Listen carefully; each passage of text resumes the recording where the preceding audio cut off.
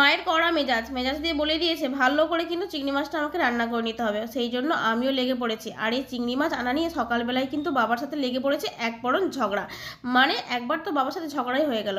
বলছে কি আমার বাপের বাড়ি থেকে লোকজন আসবে, তাই জন্য তুমি এরকম ছোট ছোট চিংড়ি মাছ নিয়ে এসেছো। এটা যদি অন্য কেউ আসতো তাহলে তুমি বড় বড় চিংড়ি মাছই নিয়ে আসতো। কিন্তু বাবা কোনো মতে বোঝাতে পারছে না যে মার্কেটে এর থেকে বড় চিংড়ি মাছ আসেইনি। আর আপনারা তো জানেনই আমাদের এখানে গ্রামের পরিবেশে সবসময় যেটা চাইছি পেয়ে যাবো তেমনটা কিন্তু একেবারেই নয়। মানে চাইলেই পাওয়া যাবে এরকম একেবারেই নয়। মাঝে মধ্যে মাথা কুড়লে যদি পাওয়া যায় এইরকম চিংড়ি মাছগুলো এইরকমই ছিল।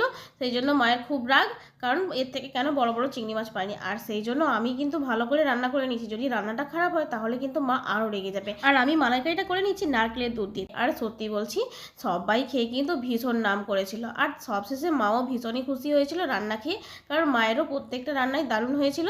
অবশেষে মায়ের মুডটা একটু ভালো করতে পারা গেছে। যাই হোক বন্ধুরা, ভিডিওটা ভালো লাগলে লাইক কমেন্ট সাবস্ক্রাইব করতে কিন্তু ভুলবেন না।